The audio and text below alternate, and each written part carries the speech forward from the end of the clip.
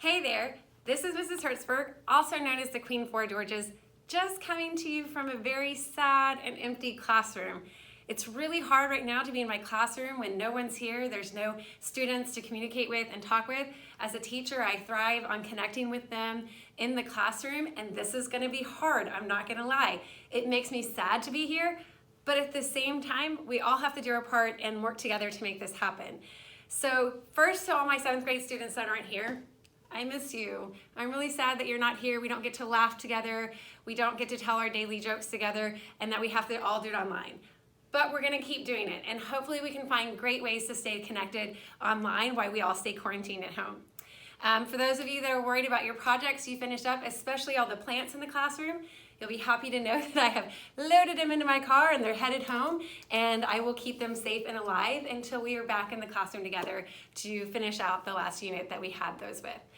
So my other thing for you, and this is not just for my students, but for everyone going online, I can't keep saying this enough. It's so important that you stick to a schedule and make one that works for you.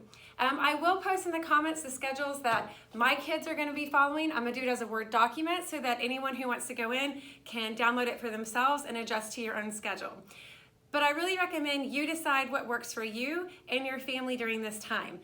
But a schedule is so good for kids. That's one of the first things we learn when we're teaching, is to make sure you have a schedule and routine in the classroom.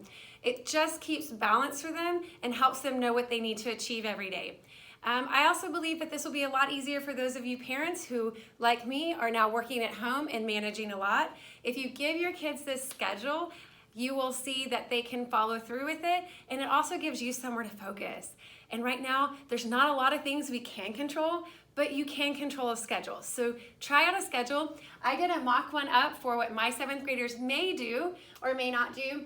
I have made it very important in my household that we get up between 8 and 9, we eat breakfast, we clean up breakfast, we brush our teeth, we make our bed, and we just prep for the day.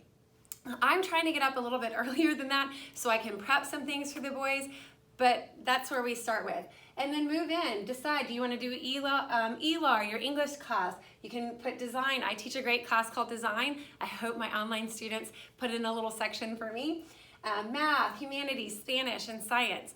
Now, one of the big things I want to make sure that you keep in your schedule, which is movement and activity. Build in a time for your kids to do PE. Build in a time for them to do art and recess. These are key things to keeping your kid learning. And if you're my students, I'm telling you now, you've got to keep your bodies moving. That activates your mind. So I will be posting up a schedule that we're using in our house. I'm encouraging my own students. I would like you to go ahead and make your own schedules and then post them for me to see. And I'm hoping between this we can all get on a schedule together and be able to connect at great times. So I'm sad to say this is my last day in this classroom for the foreseeable future, and I miss all of you who would have normally been in here with me, but please know that I'm excited to continue this online. All right, goodbye from my classroom.